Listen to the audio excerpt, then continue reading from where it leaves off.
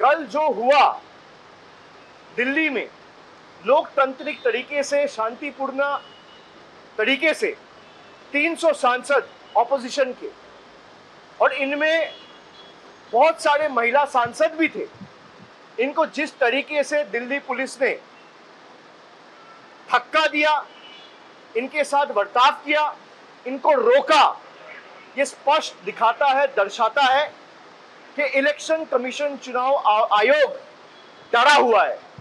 इनके पास हमारे सवाल के कोई जवाब नहीं है। अगर आपके पास जवाब है तो आप दो भाई, कि एक ही एपिक नंबर पे गुजरात में और बंगाल में वोटर कैसे है, एक ही नाम पे अलग अलग 10 पोलिंग स्टेशन में वोटर कैसे है, एक ही एड्रेस पे 5 बाई 10 स्क्वायर फीट एक मकान में 100 वोटर कैसे रह सकते हैं, जिनका कोई अता पता, कोई एग्जिस्टेंस नहीं है।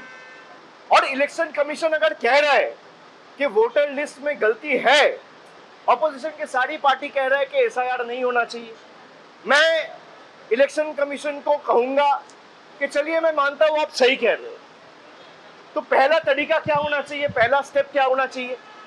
इसी इलेक्टोरल रोल और वोटर लिस्ट के आधार पे देश का प्रधानमंत्री चुना गया है 1 साल पहले।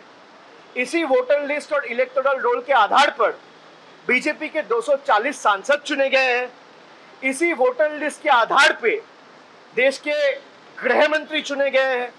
इसी वोटर लिस्ट के आधार पे देश के स्वास्थ्य मंत्री चुने गए हैं, रक्षा मंत्री चुने गए हैं। इसी वोटर लिस्ट के आधार पर जो इलेक्शन कमीशन कह रहा है जिसमें फेक वोटर है, इसी वोटर लिस्ट के आधार पर यही सांसद जो चुने गए हैं वो आने वाले दिन में राष्ट्रपति चुनेंगे, उपराष्ट्रपति चुनेंगे। तो पहला कदम चुनाव आयोग का यह होना चाहिए कि अगर वोटर लिस्ट में कोई भी इरेगुलरिटी है तो भाई लोकसभा डिसॉल्व होनी चाहिए। आप लोकसभा डिसॉल्व करिए, पूरा देश में एसआईआर करिए, कोई दिक्कत नहीं है। लेकिन आप सिलेक्टिव नहीं कर सकते ना कि गुजरात में एसआईआर नहीं होगा, गुजरात में वोटर लिस्ट ठीक है, उत्तर प्रदेश में वोटर लिस्ट ठीक है, मध्य प्रदेश में ठीक है और बंगाल में नहीं है, बिहार में नहीं है, तमिलनाडु में नहीं है। क्यों नहीं है?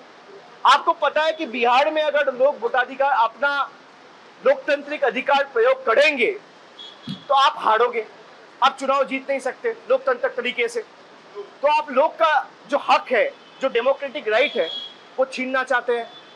ये एक तरफा तो हो नहीं सकता।